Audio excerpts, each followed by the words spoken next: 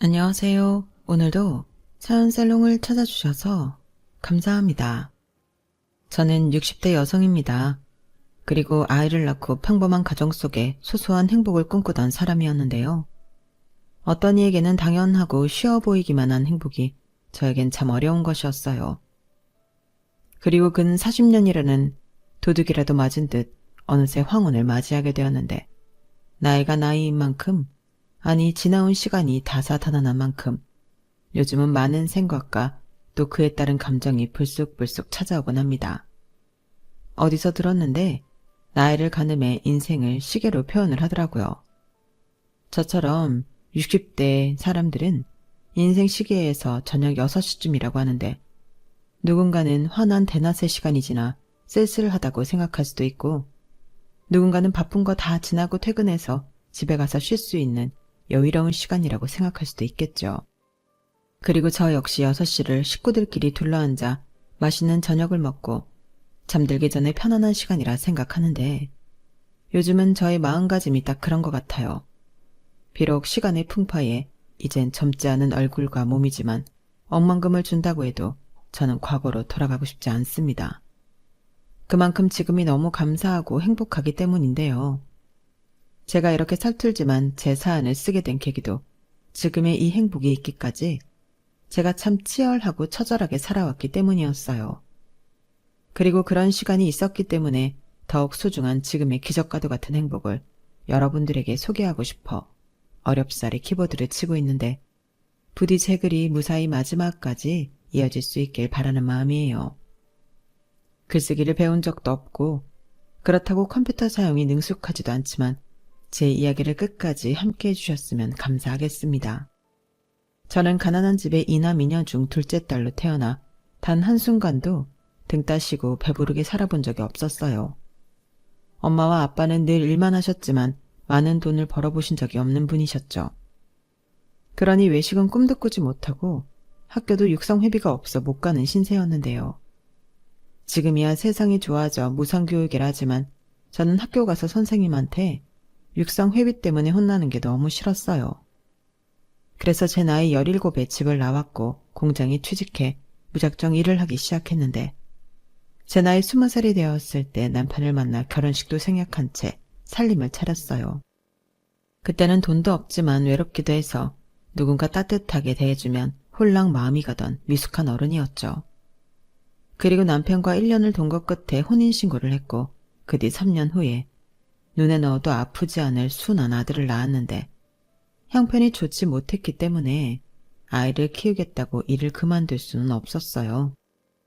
그때 당시 저희 부부는 반지하이긴 했어도 방과 부엌이 분리되어 있는 전세에 살고 있었고, 화장실은 밖으로 나가 공용으로 써야 했는데, 그나마 월세가 아닌 전세라는 것에 큰 위안을 삼고 살았어요. 그리고 당시에는 아이도 태어났으니 조금만 더 노력해 반지하를 탈출하자는 목표가 있었는데, 엄마는 강하다고 돈만 벌 수 있다면 휴일도 반납하고 출근하기를 주저하지 않았어요. 그렇기 때문에 시어머니의 도움을 받을 수밖에 없었고, 시어머니는 저희 집 근처에 있는 시장에서 그릇을 팔고 계셨어요.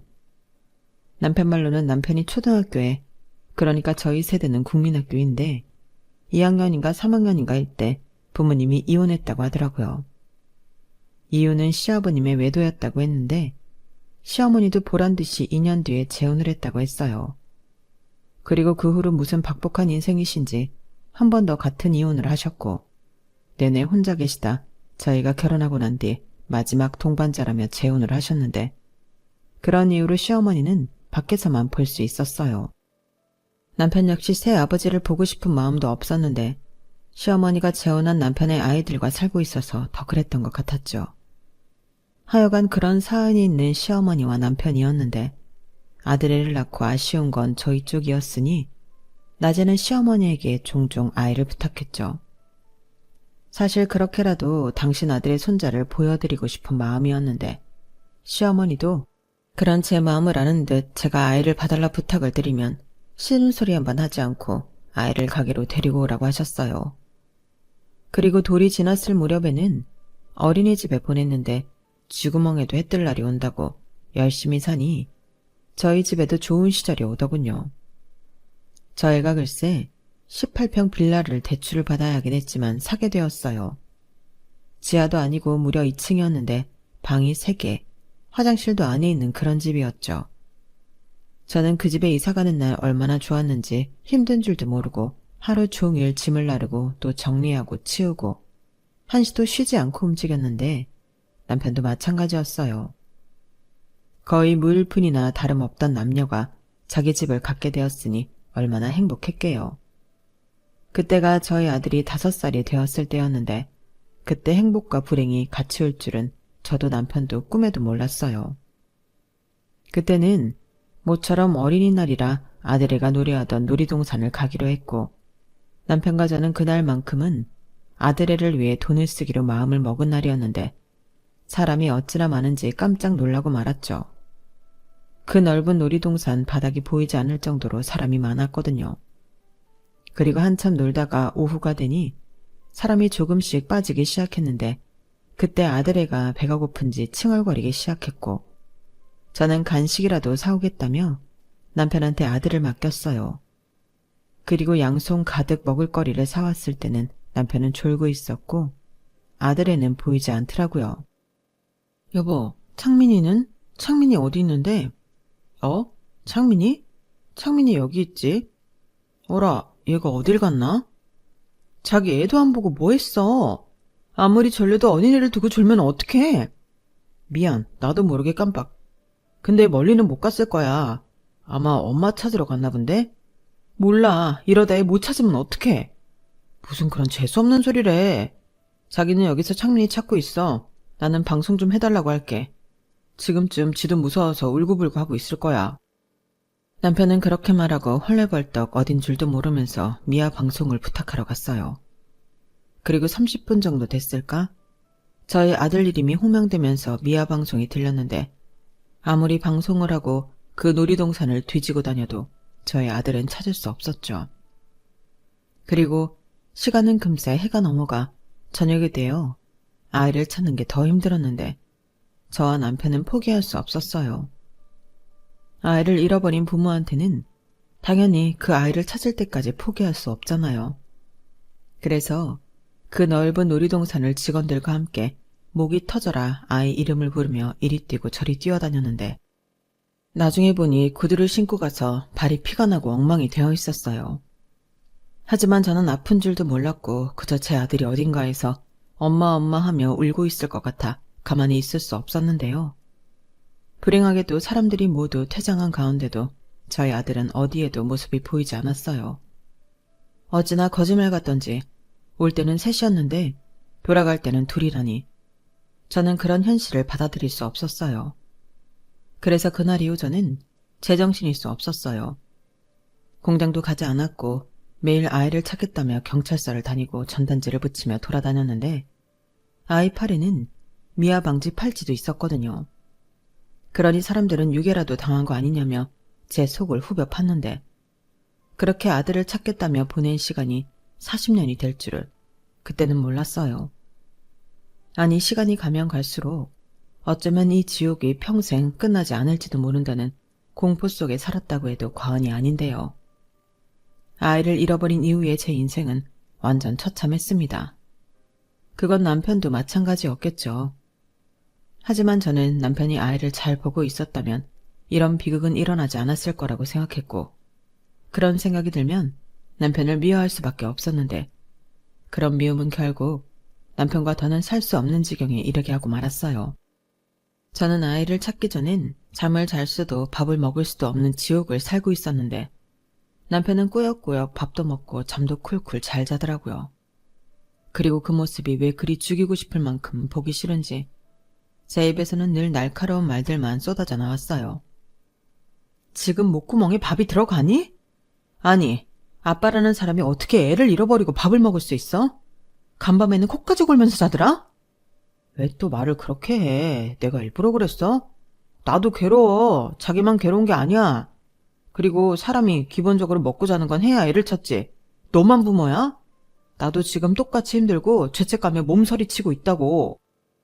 뭘 잘했다고 큰 소리야. 괴롭다고? 정말 그래? 아니지. 자기는 그래야지. 이게 다 누구 때문인데.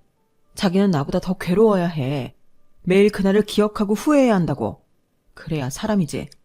지금 우리 아들은 어디서 무슨 일을 당하고 있을지도 모르는데 나는 자기를 절대로 용서할 수 없어. 저랑 남편은 거의 매일 저렇게 서로 핥히고 원망하며 지냈어요. 그리고 경찰에 실종 신고를 해도 돌아오는 연락은 아무것도 없었는데 주변에서는 골든타임이 지나 더 힘들 거라고 하더라고요. 그 후 제 시간은 멈춰버렸고 할 수 있는 건 울리지도 않는 전화를 붙잡고 우는 일밖에 없었는데요.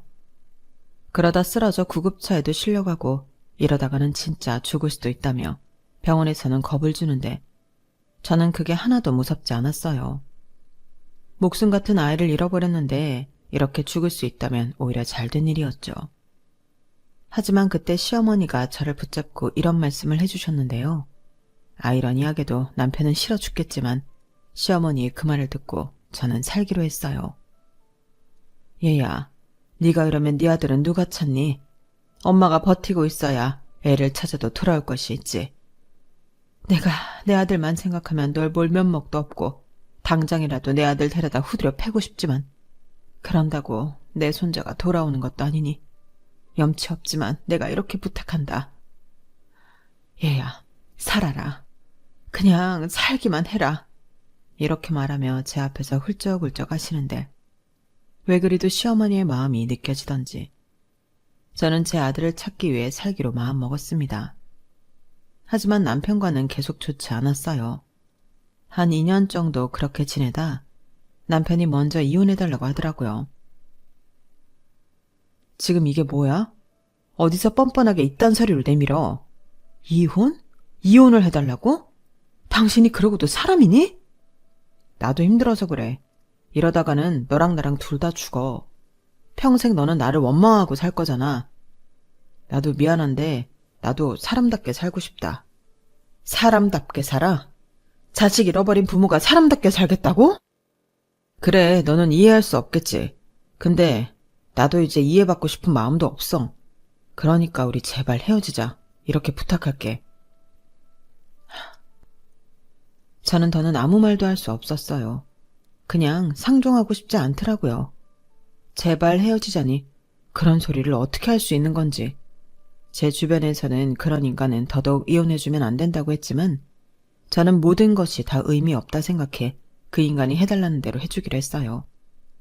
그러자 시어머니가 쫓아와 남편 등짝을 때리며 네가 사람이냐고 난리를 치셨는데 제가 말렸네요. 이미 마음 떠난 사람이고 저랑 있는 게 싫다는 사람을 더는 억지로 붙들고 있고 싶지 않다고 했어요. 그래서 그래, 너는 다 있고 어디 한번 바라는 대로 사람답게 살아봐라. 이혼 서류에 도장을 찍어줬는데요. 그 후 저는 계속해서 아들아이를 차지하기 위해 뛰어다녔어요. 전단지도 새로 만들고 이혼한 뒤 혼자 몸이 되었으니 전국 방방곡곡을 다니며 아이를 찾아다녔는데 그렇게 5년, 10년, 또 15년이 넘어가면서 희망의 불씨는 사라져만 갔어요. 그리고 아흘러 가진 돈도 모두 바닥이 나서 빚에 쫓기는 신세가 되었는데 그렇기 때문에 저는 돈도 벌어야 했죠. 희망의 불씨는 사라져도 자식을 찾아야 한다는 생각에는 변함이 없었으니까요. 그러면서 어느새 제 얼굴에도 그늘이 많이 졌는지 선뜻 다가오는 사람들도 없었는데 그래서 그 힘든 시간이 더 지독하게 외로웠어요. 사회성을 잃었다고 할까요? 사람들과 언제 대화를 하면서 웃었는지 기억도 나지 않을 지경이었는데 지금 돌이켜 생각해보면 숨은부터 쉬고 있지만 산 송장처럼 살았던 것 같습니다. 자식을 잃어버린 애미인 제가 저한테 그런 벌을 줬던 것 같아요. 그렇게 세월은 더디게 또 야속하게 흘러 40년이 지났어요. 저는 더 이상 젊지 않았고 제 아들아이도 성인이 되다 못해 중년의 나이가 되었을 텐데 산다는 게 그렇게 허망할 수가 없더군요. 여러분들은 혹시 고지서 같은 용지에 잃어버린 아이를 찾는다고 되어 있는 공고를 보신 적이 있나요? 저는 그 아이들을 돌보면서 늘 생각했어요. 이 아이들은 모두 어디로 갔을까? 또 이 아이들의 부모는 얼마나 지독한 지옥에서 살고 있을까? 한때 저도 그런 몹쓸 생각을 한 적이 있어요. 남편도 사람답게 살겠다고 했는데 나도 다 잊고 이제는 좀 편하게 살아도 되지 않을까 하고요. 하지만 안 되더군요. 그건 애당초 가능한 일이 아니었어요. 그리고 아이도 수많은 시간 부모인 저를 얼마나 원망하고 살았을까. 그저 두렵고 무섭기만 했는데 바람이 있다면 평생 못 만나도 좋으니 그저 제 아들이 어딘가에서 자기 인생을 살고 있길 바랬는데요. 그래서 저는 전국을 떠돌다 아들아이와 마지막으로 살던 그 동네로 돌아왔습니다. 아이를 기다리는 마음도 없었다면 거짓말이지만 그저 돌아갈 곳이 거기밖에 없다고 생각했어요. 그리고 거기서 살기 위해 마트에 일자리를 구해 최대한 바쁘게 살려고 했어요. 그러다 참 신기한 인연을 만났는데요. 글쎄 그 동네에 제 고향 친구가 살고 있더군요. 말로는 이사 온 지 10년도 넘었다고 했는데 그때는 이미 제가 그 동네를 떠나 있었기 때문에 만날 수 없었던 것 같았어요. 사회성이라고는 사라져서 이젠 누굴 만나도 이야기하기가 힘들었던 저였는데 고향 친구는 예외였죠. 반갑고 또 신기하고 서로 들떠서 10대 시절로 돌아간 듯 그렇게 이야기꽃을 피웠는데 그 친구 덕분에 다른 친구들과도 연결이 되었어요. 하지만 곧 저는 다시 대화에 낄 수 없었는데요. 여자들이 만나서 하는 대화는 뻔했죠. 자식 이야기, 남편 이야기가 전부잖아요.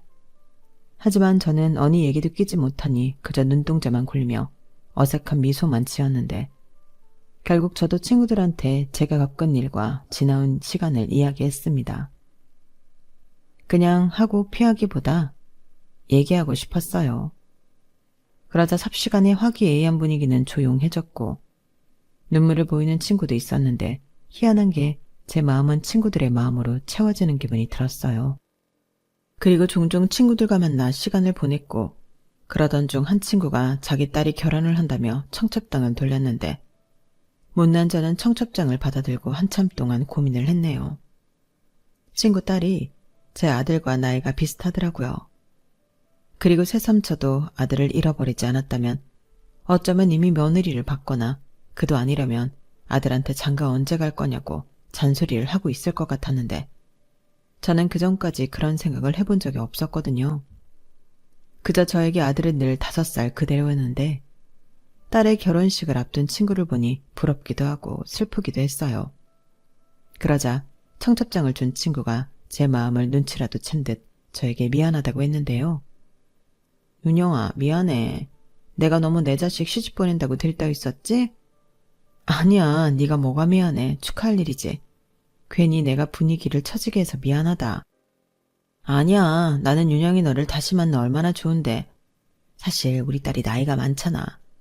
저거 시집 못 보낼까 싶어 포기했었는데 그래도 착한 사이를 만나서 나도 모르게 신이 났다. 아니라니까. 근데 나는 미안하지만 축의금만 해도 될까?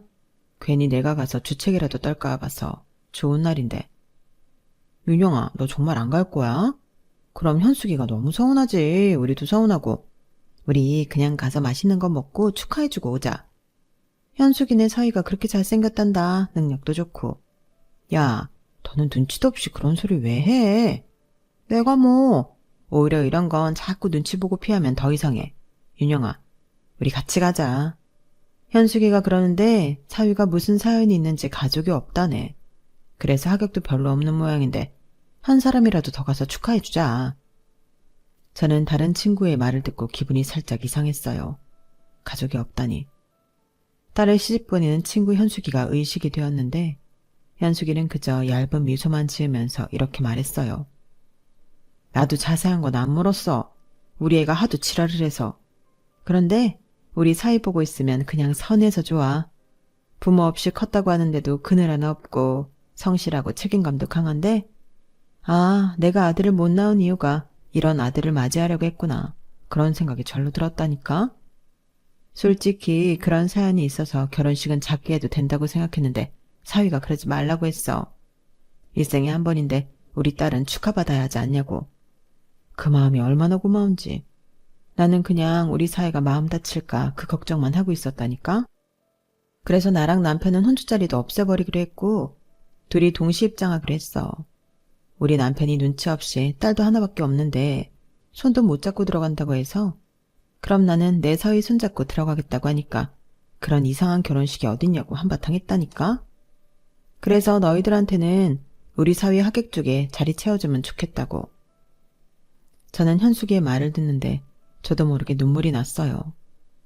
어릴 때는 몰랐는데 현숙이의 마음이 너무 아름답고 너그러워 절로 눈물이 나더라고요.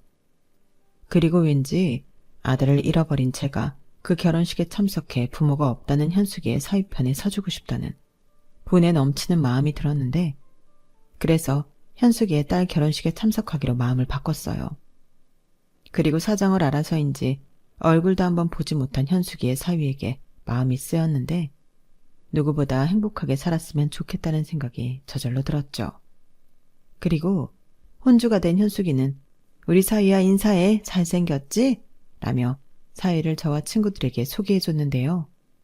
정말 인상이 너무 좋아 보였어요. 다른 친구들 말에 의하면 나이도 제법 있다고 했는데 얼굴이 동안이라 그런지 그런 걸 전혀 느끼지 못하겠더라고요. 그리고 이윽고 결혼식이 시작되었고 누구보다 예쁜 선남선녀가 손을 잡고 입장을 하는데 저는 저도 모르게 촉촉한 눈을 하고는 누구보다 열심히 박수를 쳤습니다. 누가 보면 제가 신랑 엄마라고 해도 믿을 만큼 주책을 떨고 있었죠. 나중에 식이 끝나고 인사를 놓은 신랑 신부를 보며 저는 진심으로 축하한다고 잘 살길 바란다고 말했는데 정말 진심이었어요. 그리고 현숙이의 사위에게 축하한다며 악수를 나눈 그 순간 저는 멈칫하고 말았는데요. 현숙이의 사위 손목 안쪽에 익숙한 반점이 있었어요.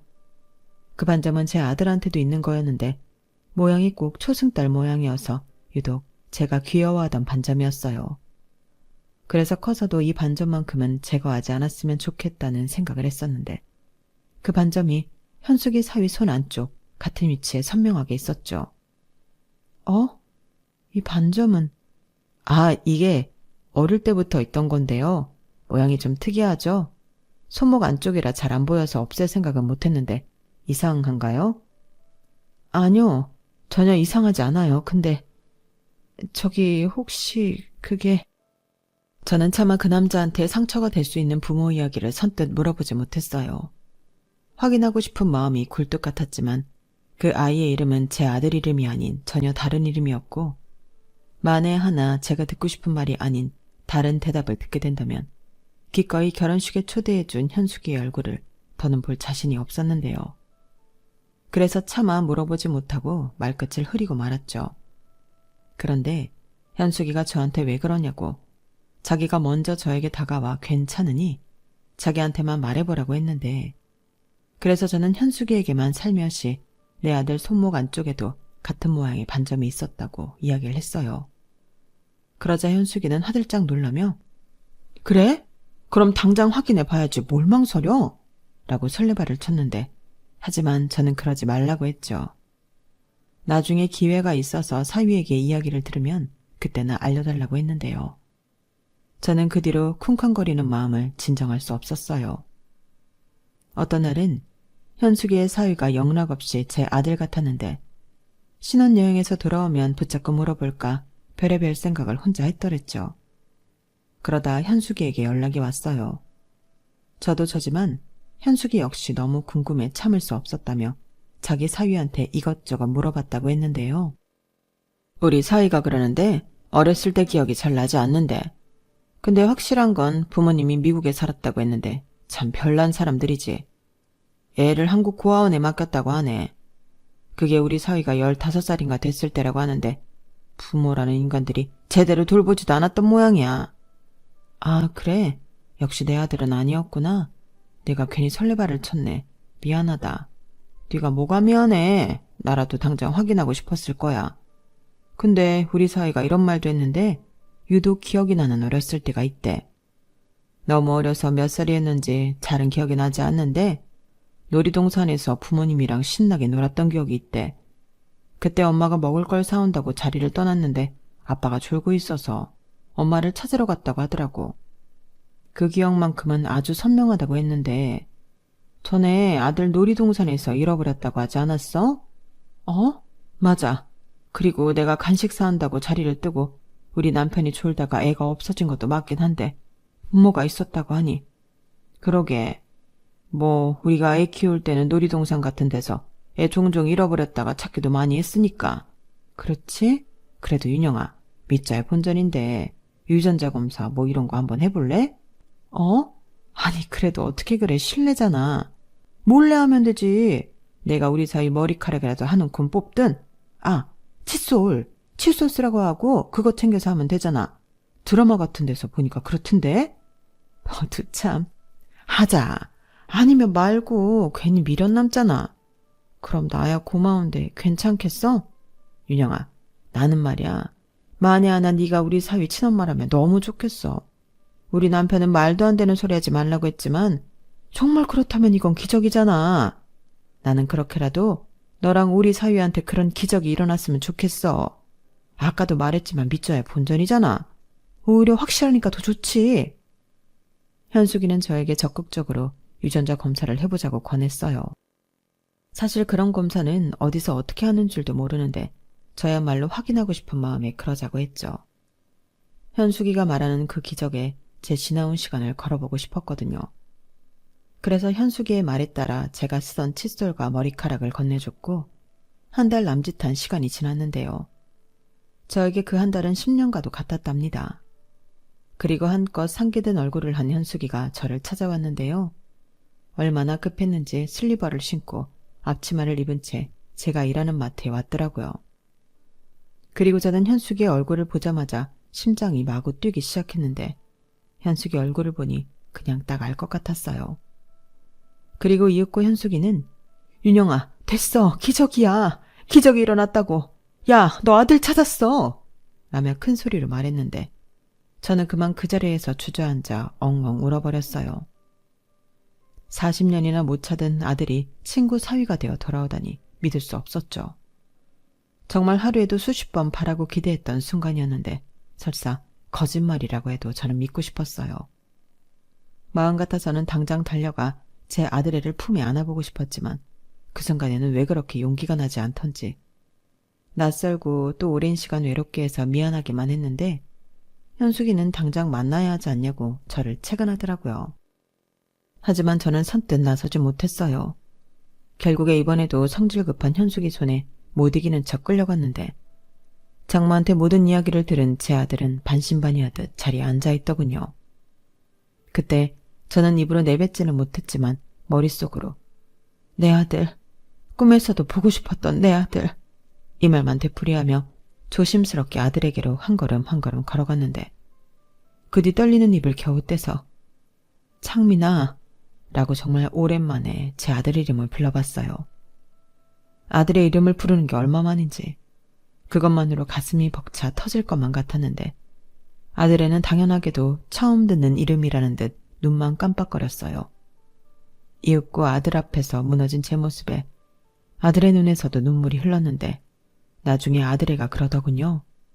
처음엔 얼떨떨하고 뭐가 뭔지 모르겠었는데 저를 보고 또 제가 사시나무 떨듯이 어쩔 줄 몰라 하는 모습을 보고 아, 우리 엄마다 라는 생각이 들었다고 했어요. 그리고 아들애가 잠시 머문 고아원 원장님이 제가 유독 귀여워하던 반점을 보고 하신 말씀이 있었다고 했는데요. 이 반점이 너에게 좋은 일을 불러올 거라고, 이런 반점을 가진 사람은 원래가 특별하다고 이야기를 해줬다고 합니다. 그런데 정말 이 반점 때문에 친엄마를 찾게 될 줄은 몰랐다며 자기는 정말로 특별한 존재인 것 같다고 울며 웃으며 이야기를 했는데 참 은혜로우신 분이라는 생각이 들었어요. 그리고 수많은 나쁜 사람들도 많은데 저리 좋으신 분이 저희 아들과 함께 해줘 얼마나 감사했는지 모릅니다. 그렇게 저와 아들은 40년 만에 만나 기억을 조각을 맞추고 잃어버렸던 시간을 메꾸며 자주는 아니었지만 종종 시간을 보냈어요. 무엇보다 제 아들을 너무나도 귀하게 여기고 예뻐하는 친구 현숙이에게 저는 늘 고마운 마음이었는데요. 이젠 사돈이 된 친구지만 현숙이가 귀한 딸을 낳아주지 않았다면 저는 아마 평생 아들을 찾을 수 없었을 겁니다. 그리고 혼자 열심히 노력해서 작지만 공장을 운영하는 사장님이 되었다는 아들이었는데 현숙이 말처럼 아들은 선하고 성실하여 주변에 좋은 사람들이 참 많더군요. 저는 외로움에 늘 그늘이 있는 사람이었는데 아들은 혼자여도 구김이 없이 잘 산 것 같아 대견하고 또 미안했습니다. 살면서 얼마나 가족이 그리웠을까요? 하지만 제가 무려 40년 동안 자기를 찾아다녔다는 말에 아들은 누구보다 자기는 행복한 사람이라고 저를 위로했어요. 그때 아들이 저에게 해준 말을 저는 평생 잊지 못하는데요. 엄마, 솔직히 저는 제가 불행한 사람이라고 생각했어요. 태어나지 않았다면 안 당할 일을 너무 많이 당해서 그냥 막 살고 싶을 때도 있었는데 그래도 오기가 생겨서 잘 살고 싶었거든요. 근데 저도 모르는 그 시간 동안 엄마가 엄마의 모든 걸 걸고 저를 찾아다녔다고 하니 저는 누구보다 행복한 아이였어요. 말이 40년이지 그게 가능한 일이 아니잖아요. 엄마 인생의 대부분의 시간이었는걸요. 저는 솔직히 제 힘으로 여기까지 왔다고 생각했는데 지금 보니 저는 그런 엄마가 계셔서 잘 살았던 것 같아요. 감사합니다. 그리고 오랜 시간 힘들게 해서 죄송해요. 정말 한 글자도 틀리지 않고 저렇게 말한 아들이었는데 저는 너무 감동스러워서 아마도 평생 아들의 말을 잊지 못할 거예요. 그리고 저는 네가 미안할 게 없다고 오히려 너무 늦게 찾아 엄마가 미안하다고 사과를 했는데 그 순간 어느 누구도 울지 않는 사람이 없었죠. 그렇게 저는 아들을 찾고 착하고 예쁜 며느리를 얻는 가장 운 좋고 행복한 사람이 되었습니다. 게다가 친구가 사돈이 되는 특별한 인연의 주인공까지 되었는데 결혼식에 함께 참석한 고향 친구들이 모두 자기 일처럼 기뻐하고 축하해줬어요. 그리고 저는 제 아들이라는 사실을 알기도 전부터 제 아들을 아껴줬던 현숙이에게 앞으로 평생 은혜를 갚으며 살아갈 생각입니다. 저에겐 생명의 은인과도 같으니까요. 아울러 이젠 절대 헤어지지 말자며 아들과 손가락 걸고 약속까지 했는데 아들은 저더러 그만 고생하라고 뒤늦게 효도를 하겠다 하더라고요. 그런데 저는 거절했습니다. 갑자기 나타난 아들에게 효도를 받다니 저는 그러고 싶지 않았어요. 그래서 네가 나한테 돌아온 것 자체가 평생의 효도다. 그러니 우리 그냥 자주 보는 걸로 남은 효도는 대신하자. 엄마도 엄마 혼자 몸 건사할 정도는 괜찮아 라고 말했는데요. 아들은 제 말에 그런 게 어딨냐며 그럼 매달 용돈이라도 받으라고 100만 원씩 주고 있네요. 참 고맙기도 하고 염치가 없는 것 같아 차마 그 돈을 쓰지 못하고 있는데 앞으로도 계속 쓰지 않고 고이 잘 모아뒀다가 먼 훗날 아들에게 돌려줄 생각입니다. 이렇듯 제 나이 60이 훌쩍 넘어 저는 비로소 마음이 한을 풀었어요. 비록 이젠 황혼에 접어들어 남은 날이 많지도 또 젊지도 않지만 그 어느 때보다 저는 행복합니다. 할 수만 있다면 시어머니와 전남편한테도 아들을 찾았다는 연락을 해주고 싶은데 연락을 할 방법이 없어 아쉬운 마음이네요. 그래서 혹시라도 이 사연을 그 두 사람이 듣고 있다면 이 자리를 빌어 말해주고 싶어요. 이제는 마음속에 무거운 짐 내려놓고 마음 편히 살았으면 좋겠다고요. 그리고 이젠 제 옆을 지켜주겠다고 약속한 사돈 현숙이를 포함한 고향 친구들과 남은 시간 푼수라는 말을 들어도 좋으니 깔깔깔 웃으며 즐겁게 살고 싶은 바람입니다. 한때는 살아서 뭐하나 싶은 인생이었는데 아들을 찾은 이후 모든 것이 변했어요. 한 살이라도 더 건강하게 살고 싶은 소중한 인생이 되었다고 할까요? 그래서 더욱더 건강에 힘쓰고 긍정적인 마음으로 남은 시간은 살아갈 생각인데요. 할 수만 있다면 아들과 며느리에게 그간 못해준 것들을 마음껏 베풀며 남은 인생은 그저 행복하게만 살았으면 좋겠습니다. 예상하지 못한 큰 불행에 모든 것을 잃었다고 생각했는데 그랬던 불행도 이젠 행복이라는 이름으로 저에게 많은 것을 돌려줬어요. 그래서 지독한 경험자 입장에서 지금 당장 불행에 하루하루가 힘드신 분이 계시다면 이 말은 꼭 하고 싶은데요. 언젠가는 정말로 바라는 좋은 날이 올 겁니다. 제가 그랬거든요. 말이 쉬워 40년이지. 저는 그렇게 버텨서 지금의 행복한 사람이 되었는데 그러니 여러분들도 끝이 보이지 않더라도 포기하지 마시고 조금만 더 버텨보셨으면 좋겠습니다. 그럼 분명 버티고 기다린 보람을 느낄 수 있을 거예요.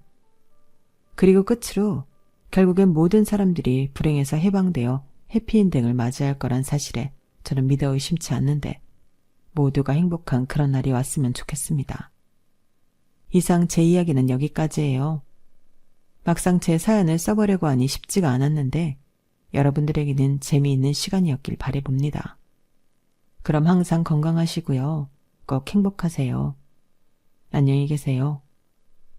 여러분, 사연 댓글에 응원과 현명한 조언 부탁드려요. 좋아요와 구독은 저에게 큰 힘이 됩니다. 오늘도 좋은 일 가득하세요.